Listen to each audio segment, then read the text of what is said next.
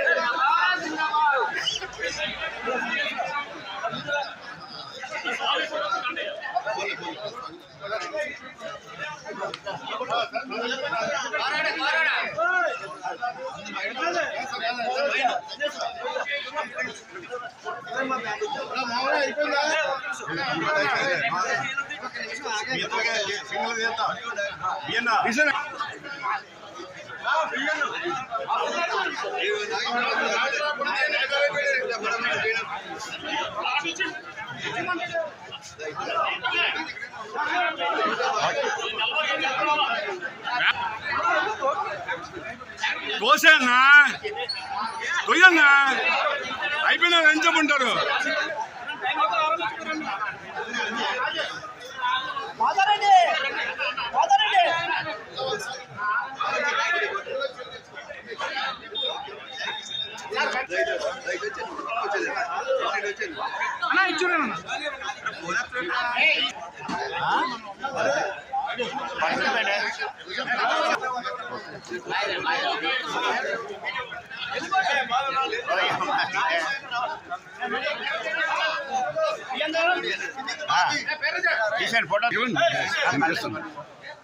నేను చేస్తాను, నా దాంట్లో చేస్తాను. వెళ్ళమండి వెళ్ళండి.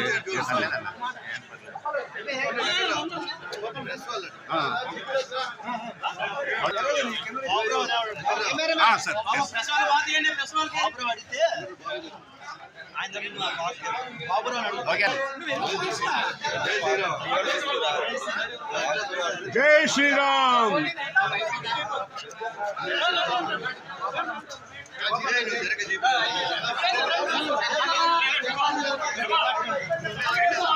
వంశీ లేగో. ఓకే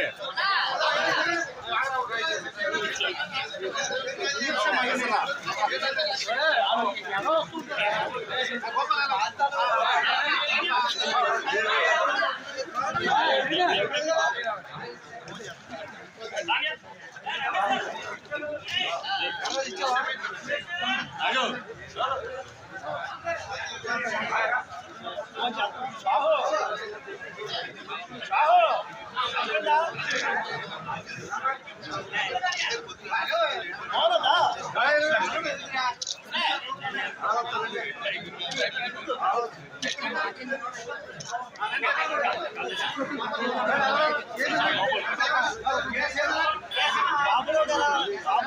సజ్జరా సజ్జరా ఆగారు ఆగారు రవి రవి ఆగారు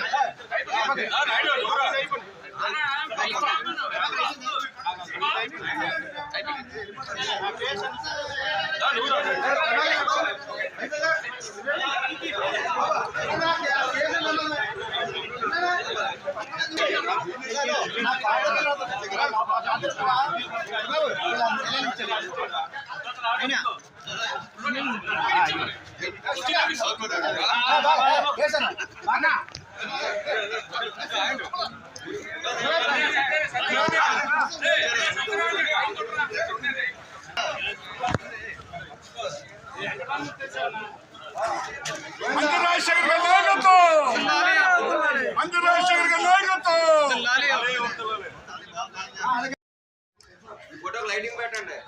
దిలీప్ లైటింగ్ పెట్టి మనకి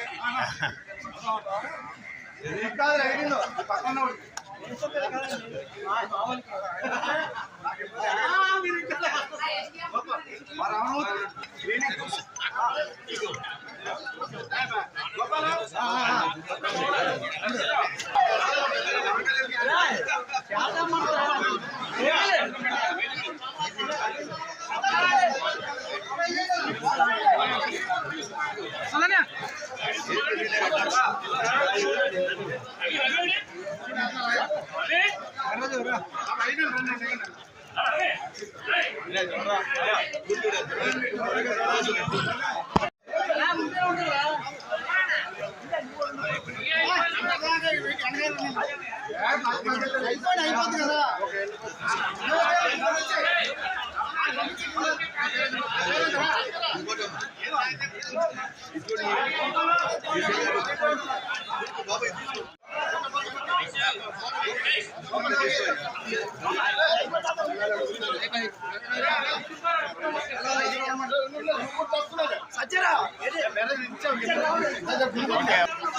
ఆధార్ కార్డు బ్యాచ్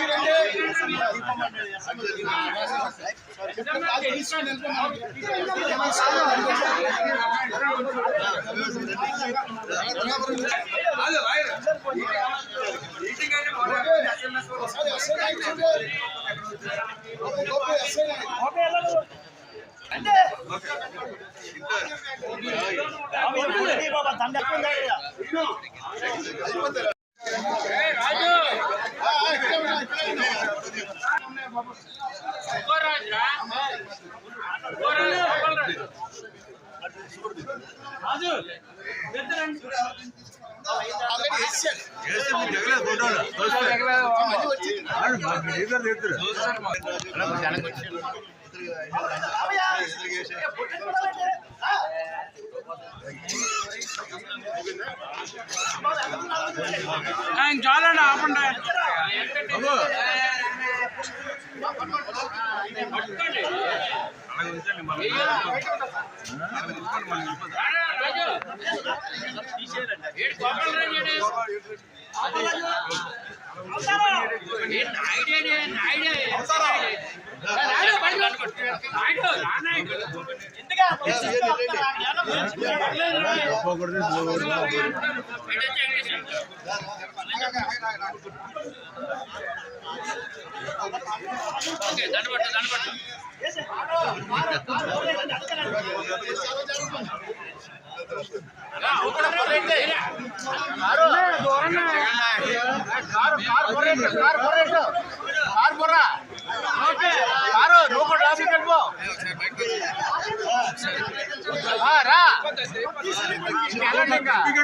ఫోటో మళ్ళీ వచ్చి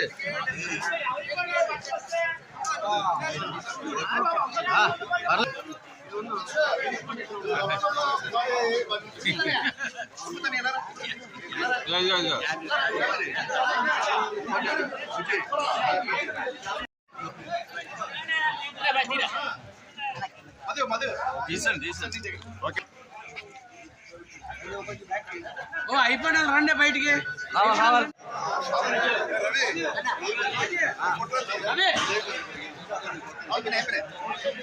అలా తీసుకురండి.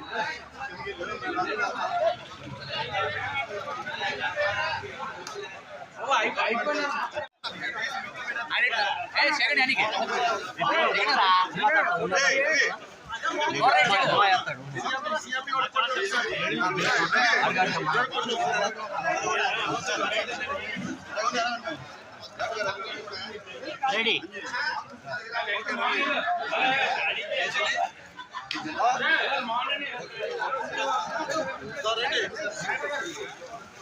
లోకేష్ ఓకే రవి అయిపోయినా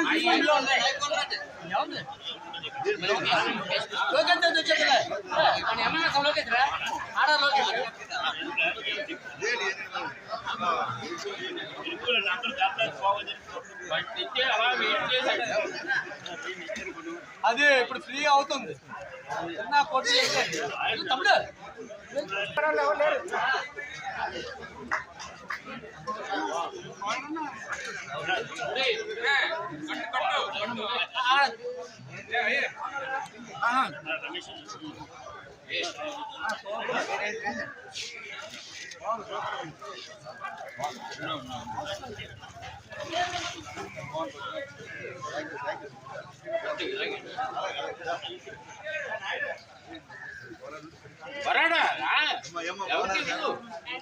ఓకే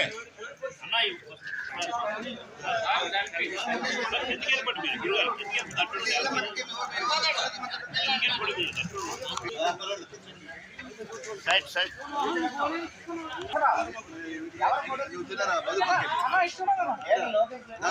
ఇటు చూడాలి ఇటు చూడాలి ఓకే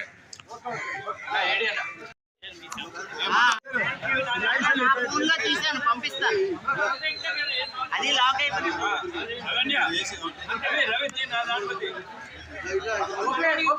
లాక్ అయిందా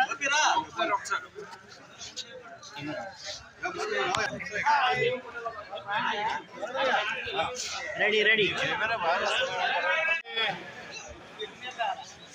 అలా ఉండండి అలా ఉండండి ఓకే నీకా నీకు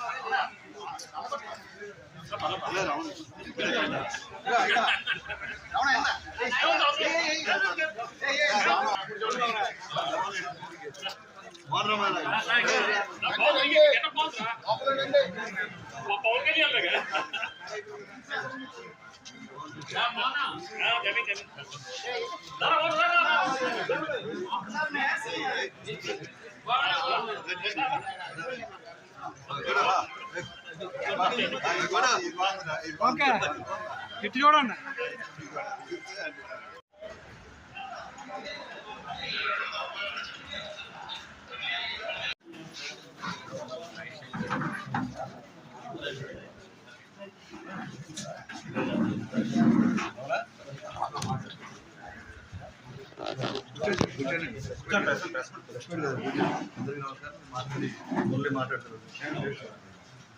ముందుగా ఈరోజు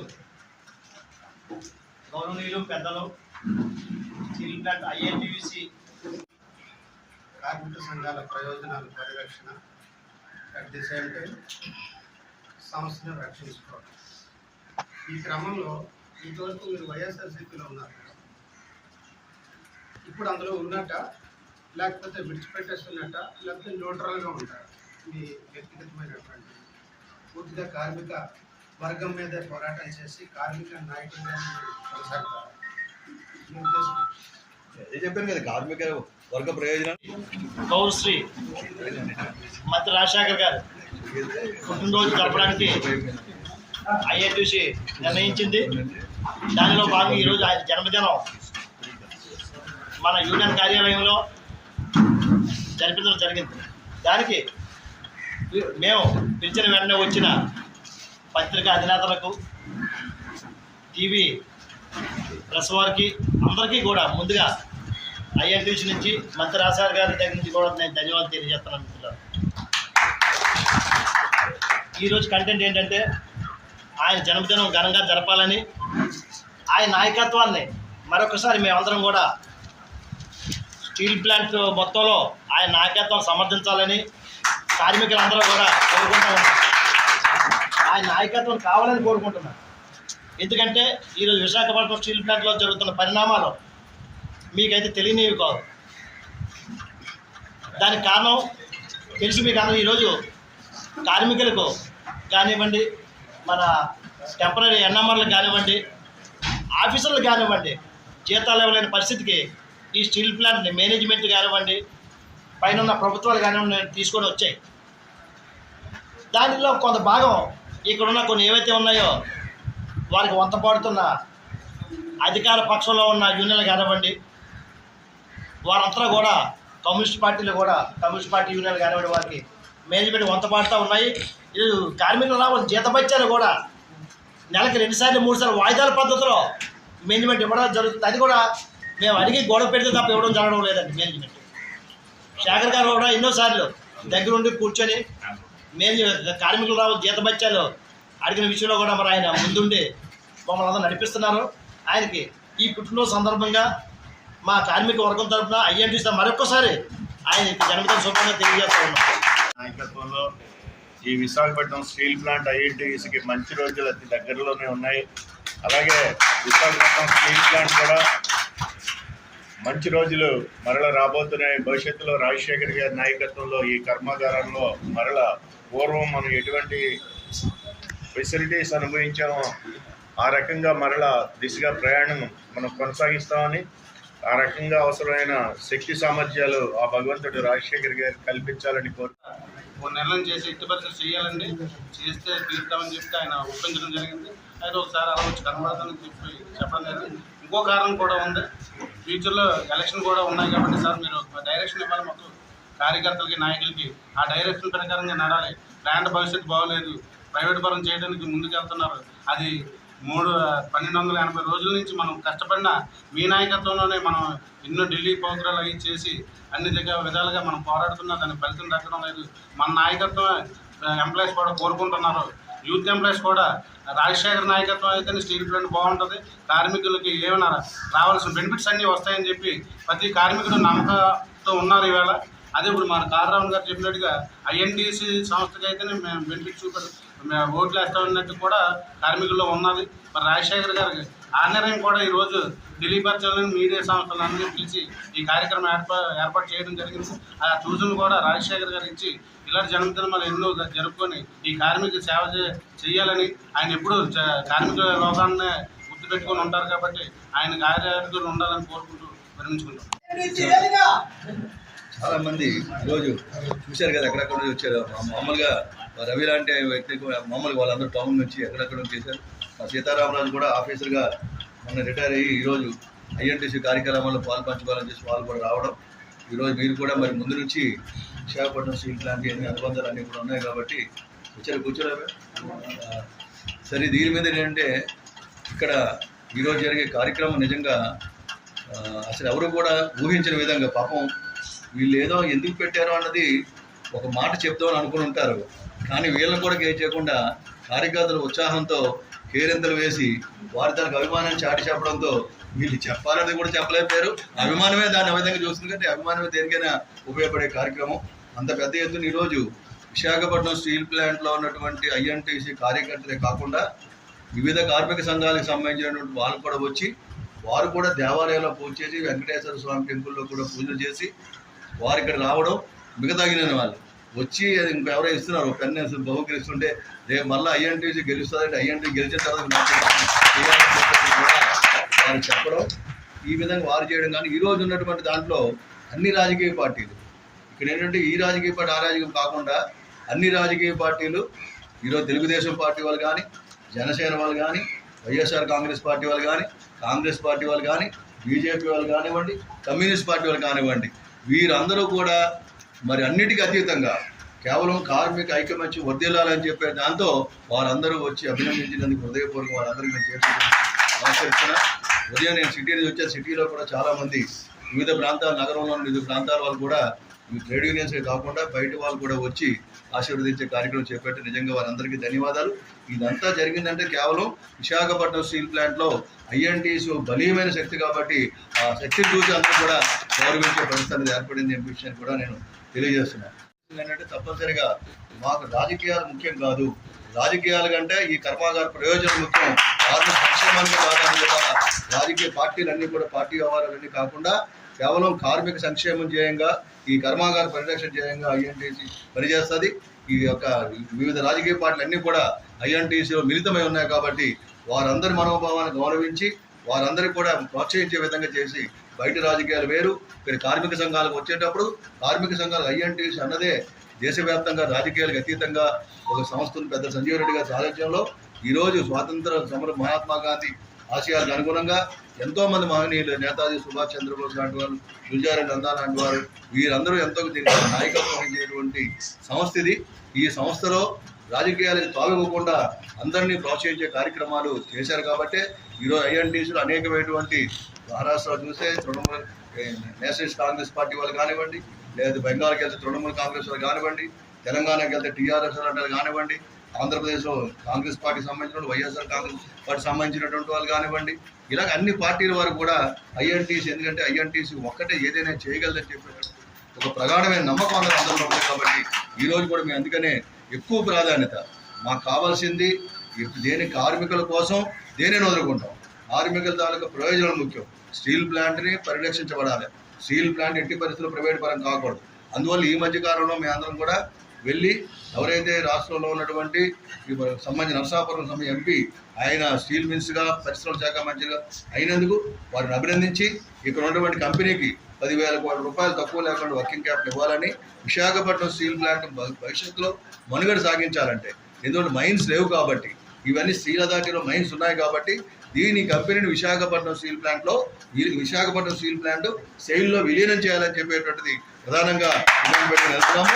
దీనికి తోడు ఎన్ఎండిసి లాంటి సంస్థ కూడా వారికి కూడా స్టీల్ ప్లాంట్ ఉంది కాబట్టి దాన్ని కూడా కలిపి ఒక మెగా స్టీల్ ఫ్యాక్టరీగా తయారు చేయాలని చెప్పేటువంటి కూడా మాట చెప్పడం కూడా వారిని అభ్యర్థించడం జరిగింది. త్వరలోనే మరి ఢిల్లీలో స్టీల్ మినిస్టర్ కుమారస్వామి గారిని కూడా కలవడం జరుగుతుంది. ఎందువల్లంటే మేము ఎప్పుడు కూడా ఏ రోజు రాజకీయాలు చూడలేదు, రాజకీయాల్లో మాకు వచ్చింది లేదు, ఇది లేదు.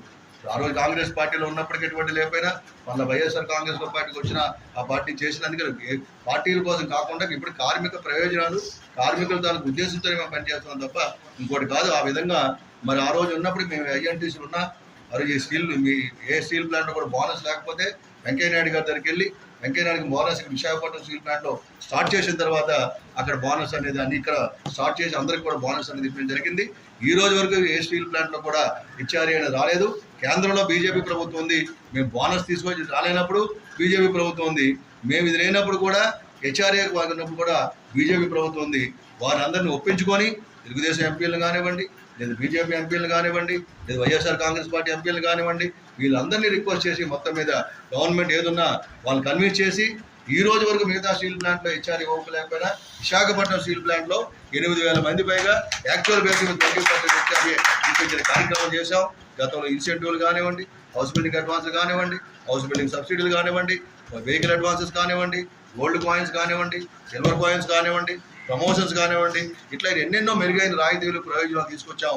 అవన్నీ కూడా గండిలో గెలిచిపోయి ఆఖరికి ఏంటంటే వేతనాలు కూడా ఇవ్వలేని పరిస్థితి ఉంది. అందువల్ల వేతనాలు కూడా దానికోసం కూడా ఇంత రమణ చెప్పినట్టు మళ్ళీ వాటి కోసం బయట చేయాల్సిన పరిస్థితి పడింది. వాటి కోసం మనం చేస్తున్నాం. అలాగే వేజ్ రివిజన్ దాంట్లో కూడా వేజ్ రివిజన్ మిగతా స్టీల్ ప్లాంట్లో వేజ్ రివిజన్ అయింది 1/1/2017 నుంచి ఇంతవరకు విశాఖపట్నం స్టీల్ ప్లాంట్లో వేజ్ రివిజన్ లేదు. కానీ వేజ్ రివిజన్ లేక మామూలుగా జీతాలు ఏంటని చెప్పి పరిస్థితికి వచ్చారు. ఆ జీతాల కోసం ప్రయత్నం చేస్తూనే వేజ్ రివిజన్ మా అందరికి హక్కు కాబట్టి అది కూడా చట్టబద్ధంగా రావాల్సింది కాబట్టి దానికి కూడా ప్రయత్నం చేస్తున్నాం. ఈ కంపెనీలో జరుగుతున్న అవినీతి అక్రమాలు తావు లేకుండా ఒక మంచి పెద్ద ప్రణాళికాబద్ధంగా ఈ కంపెనీని ముందుకు తీసుకెళ్లాలనే ఉద్దేశంతో యాజమాన్యం మీద ఎప్పటికీ ఒత్తిడి తీసుకొస్తున్న యాజమాన్యం కూడా విపరీతానుసారం వాళ్ళ కేంద్ర ప్రభుత్వం తాలూకు డైరెక్షన్ వెళ్ళి కొన్ని ఇబ్బందులు పాలు చేసే పరిస్థితి ఏర్పడుతుంది. ఈ విధంగా చేస్తే నిర్వాసితులకు ఉపాధి అవకాశాలు పోతాయి. ఎస్సీ ఎస్టీలకు రిజర్వేషన్ ఉండదు, ఓబీసీలకు రిజర్వేషన్ ఉండదు, మహిళలకు ఉండదు, ఫిజికల్లీ ఛాలెంజ్కి ఉండదు, స్పోర్ట్స్కి ఉండదు, ఎక్స్టర్నీస్కి ఉండదు. కాబట్టి ఇటువంటివన్నీ కూడా మనం ఆలోచన చేసి ఐఎన్టీసీ సంస్థ ద్వారానే మేలు జరుగుతున్న ఉద్దేశంతో మేము ఒకటే ఎజెండా, మాకు కావాల్సింది కార్మిక మీరు ఎప్పుడైతే సహకారం మీరు ముందు భవిష్యత్తులో చూపిస్తున్నారో అటువంటి సహకారాన్ని కూడా అందించి ఈ కర్మాగారాన్ని మనం గతంలో ఐఎన్టీఎస్ ఉన్నప్పుడు ఎటువంటి నష్టాలు ఉండేది ఉన్నప్పుడు అవి మనం వచ్చేటప్పుడు నష్టాలు ఉండేది. దాన్ని మళ్ళీ తిరగదోడి అందరికీ కూడా కార్మికులందరికీ కూడా ఇప్పించాం. గతంలో ఈ కంపెనీ లాభాలు ఉన్నప్పుడు కూడా వర్క్ ఇవ్వలేని పరిస్థితి, సిల్వర్ కాయిన్స్ ఇవ్వలేని పరిస్థితి, వెరియర్స్ లేని పరిస్థితి. ఐఎన్టీఎస్ వచ్చిన తర్వాత వేజ్ బకాయిలు ఇప్పించాం, ఏరియాస్ ఇప్పించాం, డ్రెస్లు ఇప్పించాం. ఇవన్నీ కూడా ఇప్పుడు ఏదీ లేని పరిస్థితి ఏర్పడింది. కాబట్టి కార్మిక వర్గం అందరూ కూడా పార్టీలకు అతీతంగా, యూనియన్లకు అతీతంగా అందరూ ఆలోచిస్తుంది. ఐఎన్టీసీ సింహం గుర్తు అయితేనే ఏదైనా మేలు చేయగలరు. ఆ సింహం గుర్తు గెలుపు కోసం సమిష్టిగా రాజకీయాలన్నీ పక్కన పెట్టి అందరం కూడా సమిష్టిగా పనిచేసి దీన్ని ముందుకు తీసుకెళ్తామని, విషయాన్ని ముందుకు తీసుకెళ్లాలని చెప్పేటువంటిది నిర్ణయం చేసాం. సహృదయంతో అందరూ కూడా ప్రతి ఒక్కరు, ఎందుకంటే కార్మిక ఐక్యత వర్ధిల్లాలి, ప్రపంచ కార్మికులారా ఏకం కండి అని చెప్పి నినాదం ఉంది. విశాఖపట్నం స్టీల్ ప్లాంట్లో కార్మికులందరూ ఏకమై ఈరోజు ఈ కర్మాగారం ప్రైవేట్ పరం కాకుండా భవిష్యత్తులో మరింత ఎంప్లాయ్మెంట్ క్రియేట్ చేయడానికి, ఎంప్లాయీస్ ఉద్యోగ భద్రత కోసం, ఎంప్లాయీస్ కావాల్సినటువంటి వేజ్ రివిజన్ ఇతరత్ర ప్రయోజనాలు సాధించుకోవడానికి ఐఎన్టీసీని ఆశీర్వదించాలని ఈ సందర్భంగా అందరినీ విజ్ఞప్తి చేస్తూ ఈ కార్యక్రమం ఏర్పాటు చేసిన ప్రతి ఒక్కరికి కూడా హృదయపూర్వక నమస్కారాలు తెలియజేస్తున్నాను.